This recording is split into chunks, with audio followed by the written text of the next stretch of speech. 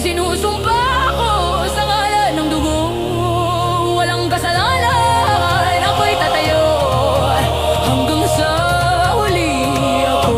Ako'y totoo.